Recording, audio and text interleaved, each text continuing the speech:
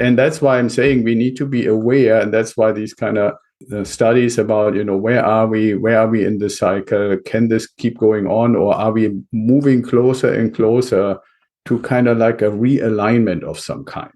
And I think we do. I mean, certain things, I think we see it. There's war in Ukraine. There's increasing friction between the United States and China as the two biggest economies in the world. Things are changing. Welcome to the How to Scale Commercial Real Estate Show. Whether you are an active or passive investor, we'll teach you how to scale your real estate investing business into something big. Axel Meierhoefer is the founder of Ideal Wealth Grower and host of the Ideal Investor Show. He's a mentor that helps his clients reach their time freedom point. Axel, welcome to the show.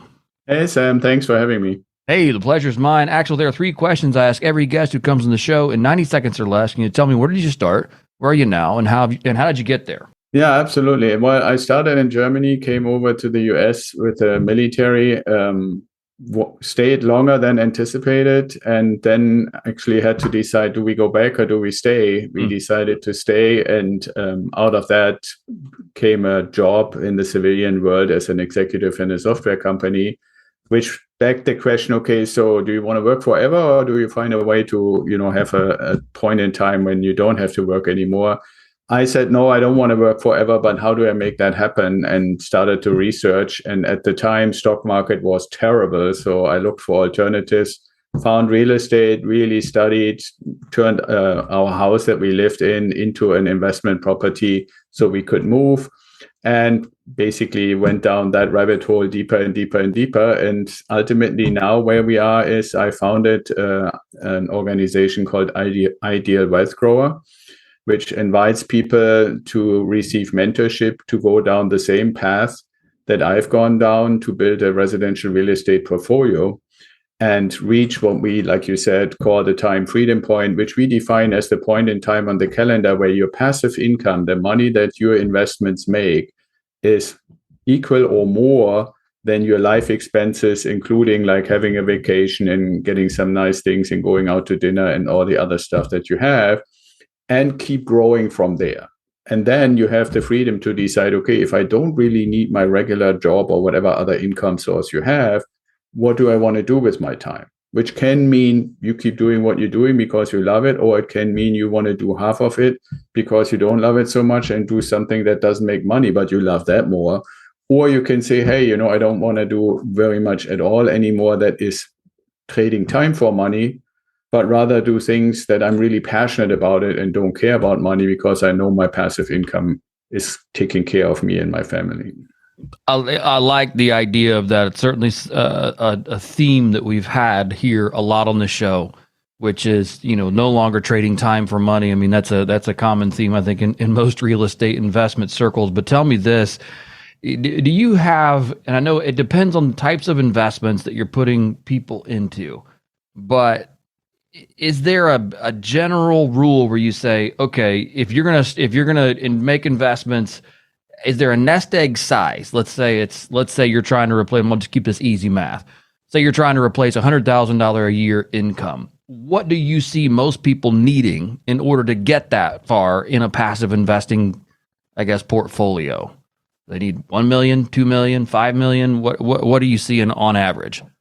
Yeah, I mean that million in asset value is one way to look at it. What I've done is actually to look at what is a realistic cash flow outcome from a residential real estate property, meaning like a 3-bedroom, 2-bath, 4-bedroom, 2-bath, single family home or duplex, something like that. What I found is for like what you're saying, 100,000 is kind of like in the area of about 8,500 a month or something like that. You're looking anywhere between 10 and 15 properties. And depending on how much income, how much disposable income you actually have, that can take anywhere from 8 to 12 years to get there. Got it. That's a very precise answer. I appreciate that. That's very, very helpful. Yeah, that's really cool that you help people kind of get down that path. How did you hatch the idea that you could bring other people along this journey? Well, I didn't hatch it, to be very honest. Actually, other people hatched it, so to speak, for me. And they hatched it based on the fact that as I got more and more passionate and excited about the whole investing, I don't know. I some people might say it feels a little bit like bragging, but I just felt it was exciting to me to tell other people what I was doing, and telling people, hey, I found this awesome property in Idaho, and I bought it, and it's managed, and it makes, at the time when we first started, it makes $200 a month. And then a couple of months later, we meet for, I don't know, Memorial Day or Thanksgiving or something like that.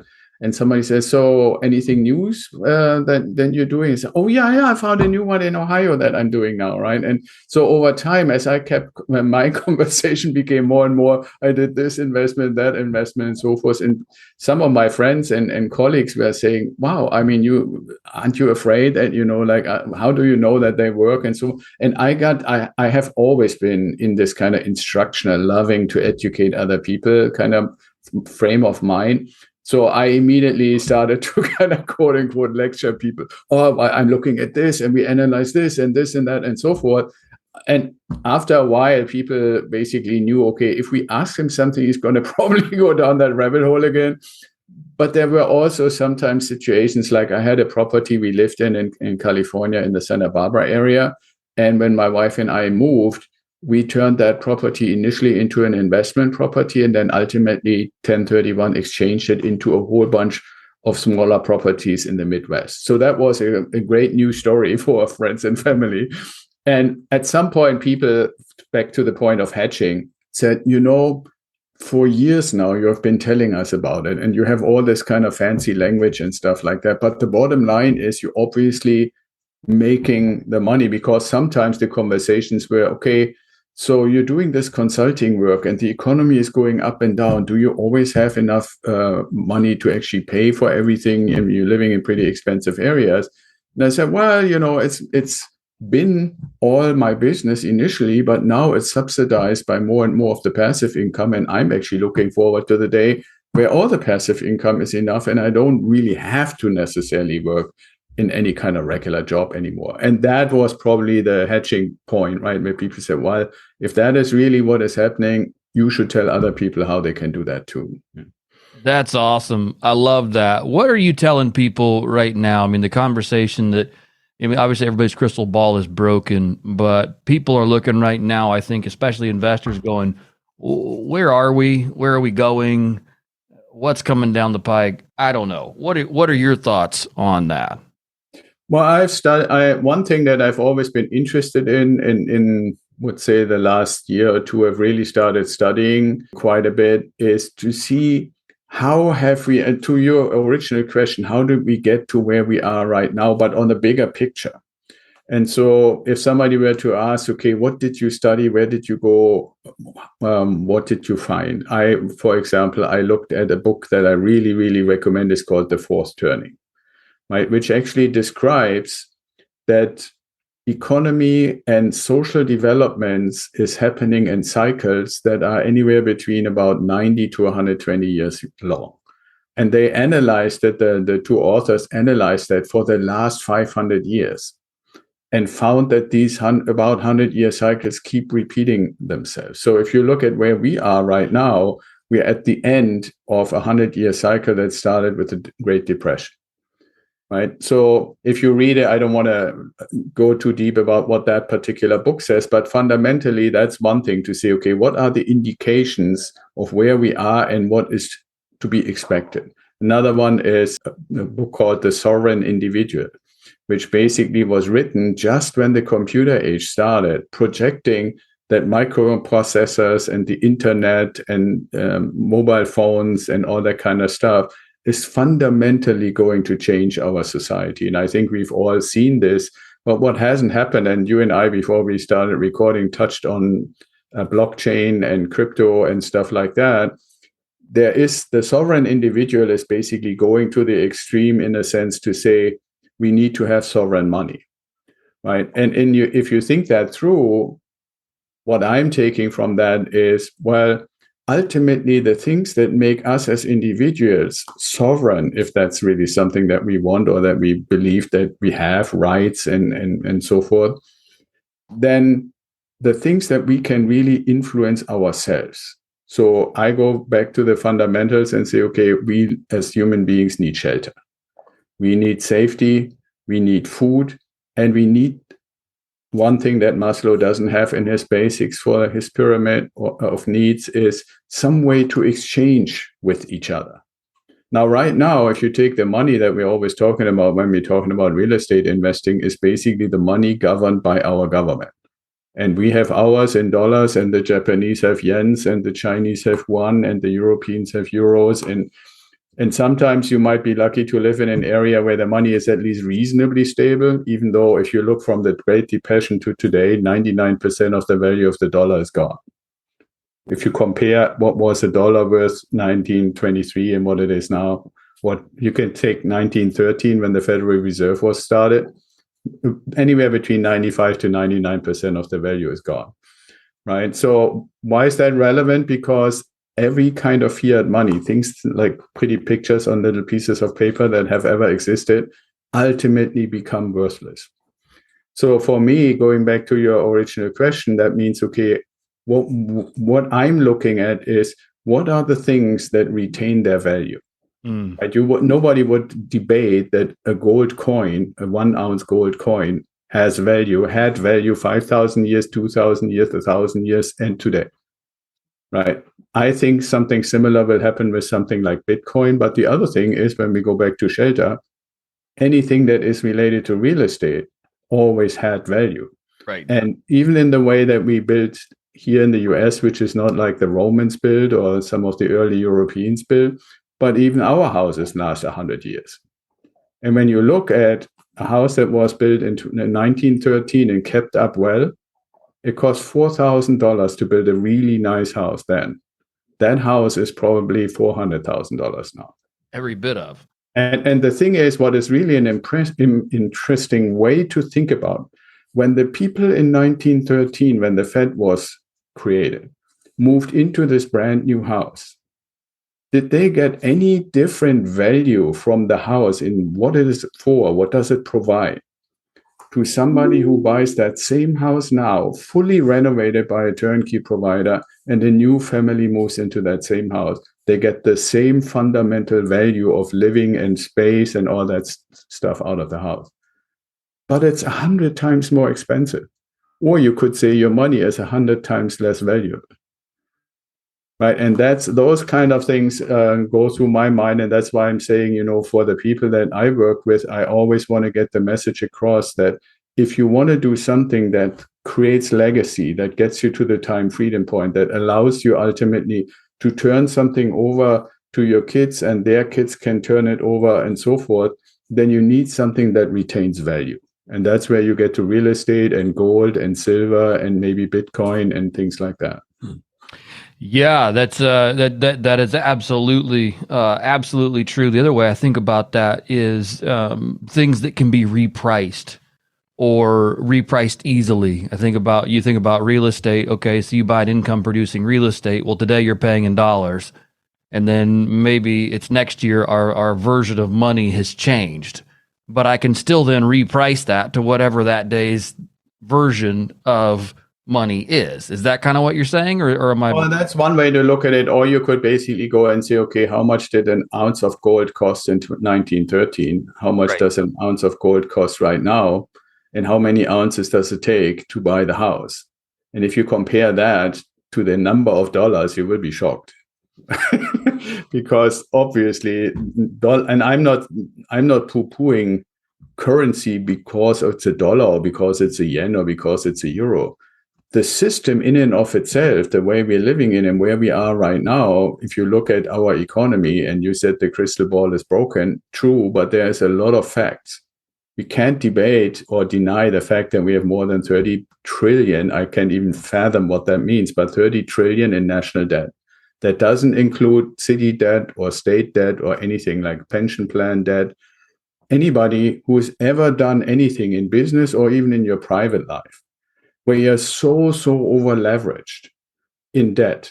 Now we go and bring it to our real estate investing or your Bricken investment group. When you think about and talk to your clients, I'm sure you're bringing this up too. When the media tells us the Federal Reserve has increased the interest rates by 1%, or now 1.5% in the last 2 cycles.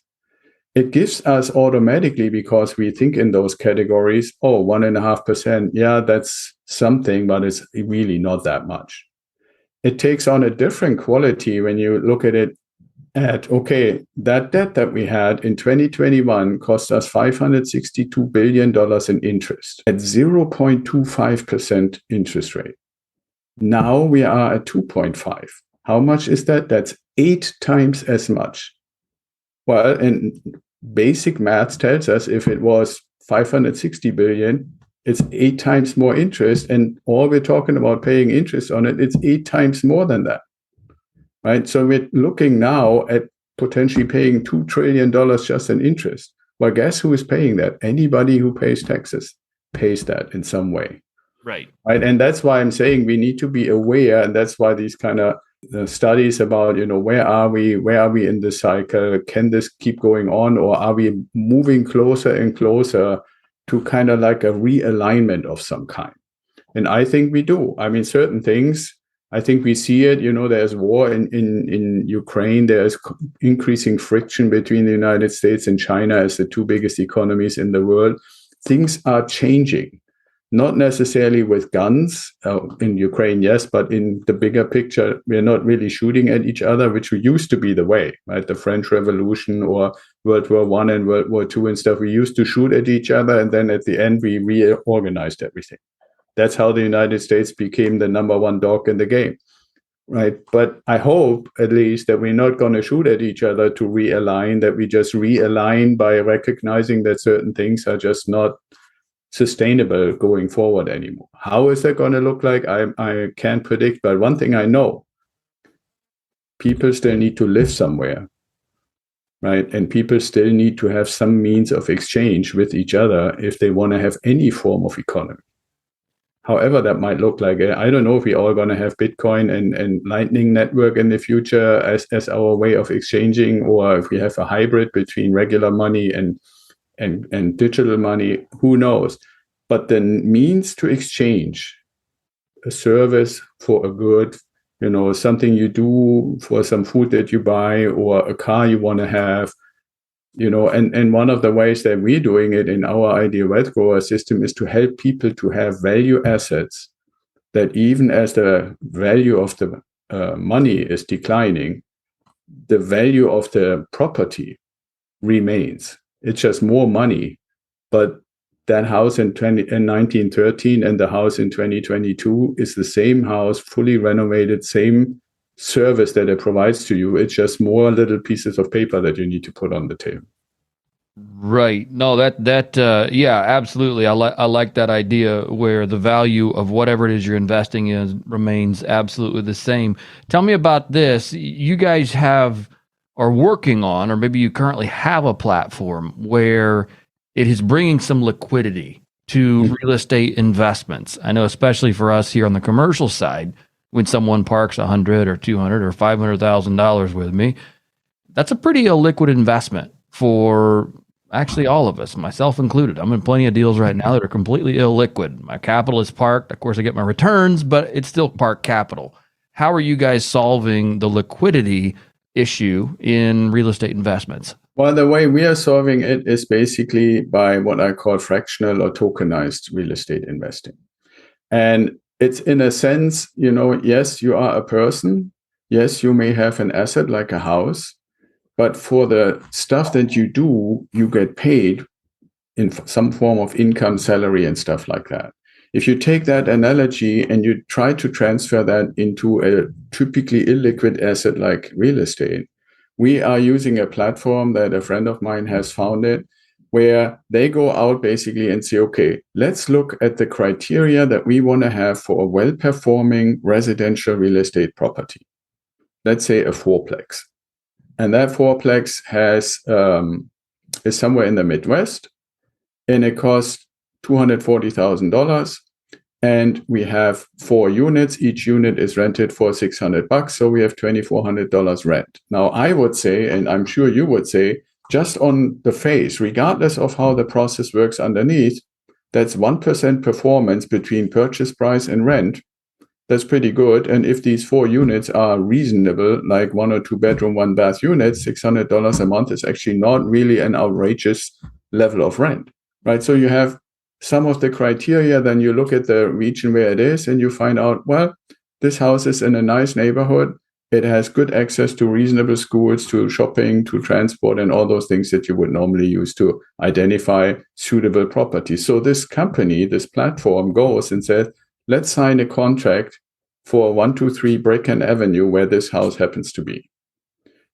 They put it under contract, and the right next step is to say, okay, now let's form an LLC that we call 123 Bricken Avenue LLC.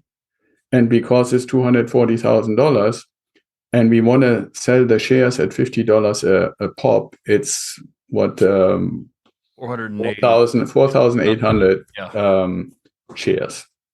And then they put that literally on the platform.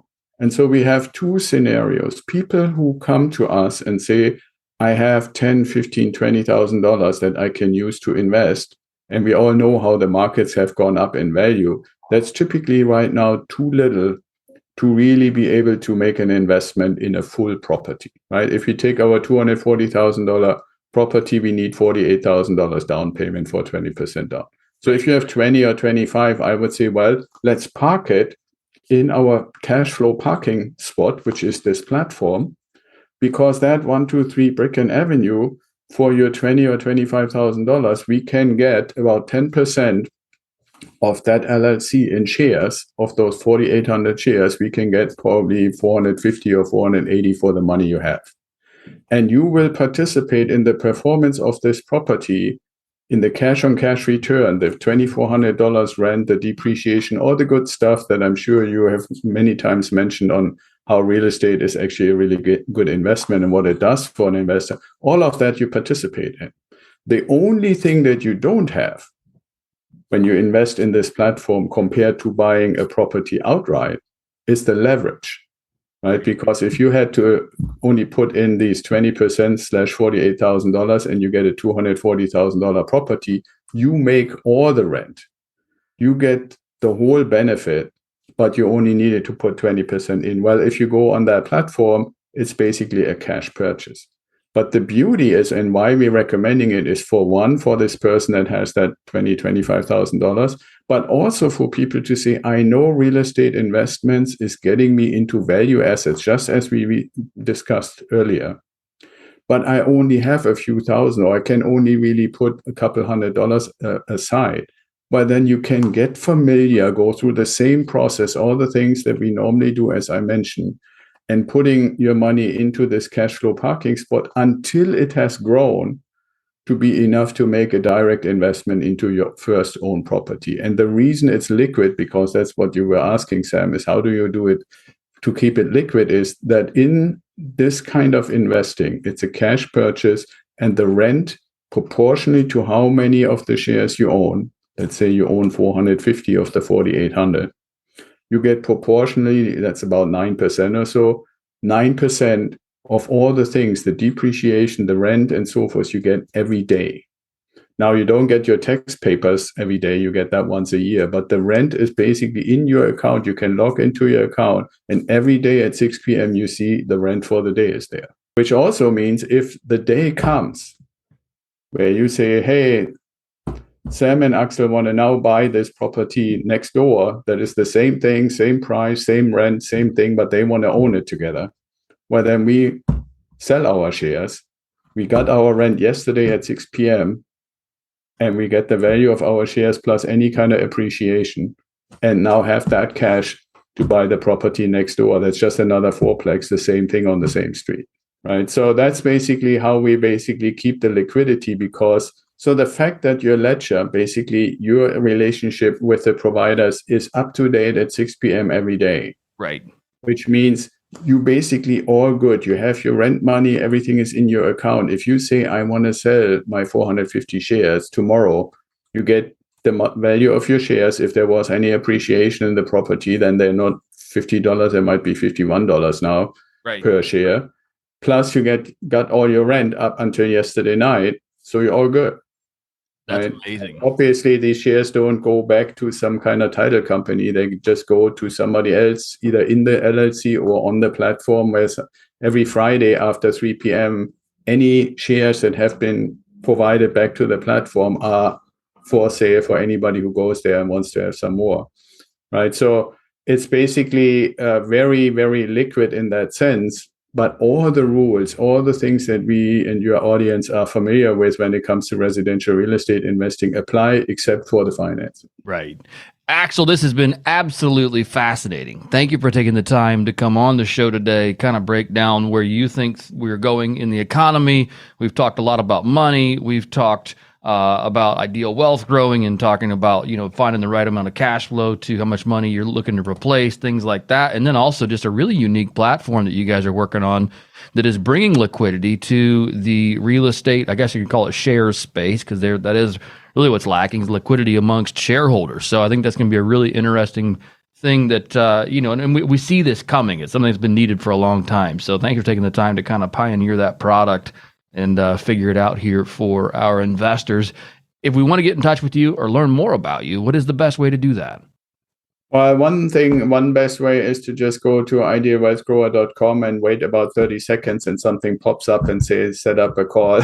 So you can do that and you get like invitation to the newsletter and stuff like that. But also, if you just put Ideal Wealth Grower into Google or any other search engine, we are pretty much on any social platform and so forth. So there's 1,000 roads that lead somehow to get to us and get in touch.